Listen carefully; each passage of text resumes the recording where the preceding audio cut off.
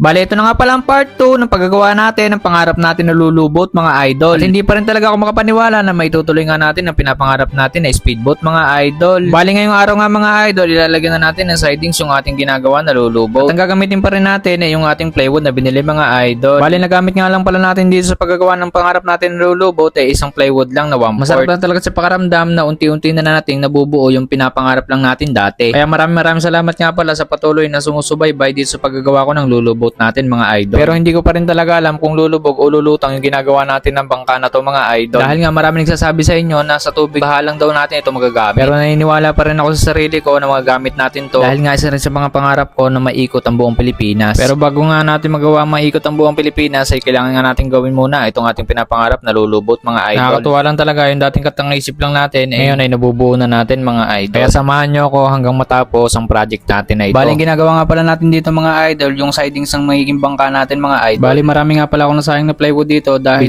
bigla na nga lang itong napuputol. Guys, okay na sana. Kaso nga lang ito yung problema natin. Ito nababali siya mga guys. Ito marami na nga tayo nagawa dito. Bali din. Tapos yung isa pang yun. Bali din yan guys. So, magandang diskarte dito mga idol. Pupulot-pulot naman kaya natin.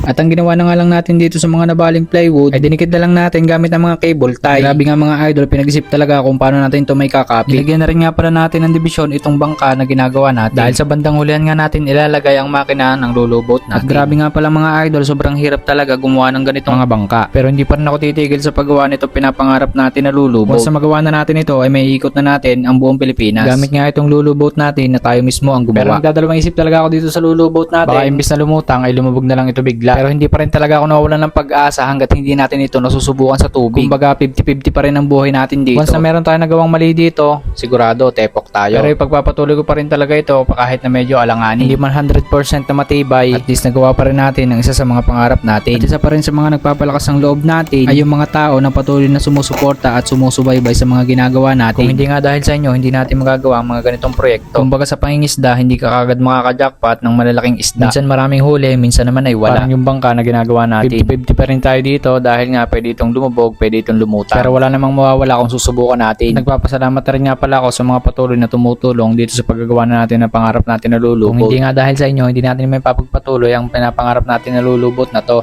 So yun, what's up mga idol? So ito na yung ating bangka mga idol, no? Ayan, halos 50% na natatapos natin dito sa ating project lulubot mga idol. Yan, pakita ko sa inyo yung nagawa natin ngayong araw mga idol, no? So yan ang mga idol, ito yung nagawa natin. Yan yung buong side nung bangka natin, yan, no? Yan, halos maubos natin yung cable tie. So dito nagputol din tayo. Tapos yon dun sa dulo naputol siya guys. Yan, no? Naputol kapag nung binen ko, naputol guys. Yan siya mga idol. Tingnan nyo, bangka na siya guys. O, di ba? So, yun mga idol, hanggang dito na lang muna ulit yung video natin. Ito yung part 2 natin ng paggagawa ng ating project lulubot mga idol, no? So, yun, hanggang sa muli mga idol. Please like, share, and follow my page mga idol, Kuya Jeff. See you sa part 3 ng ating lulubot. Peace out.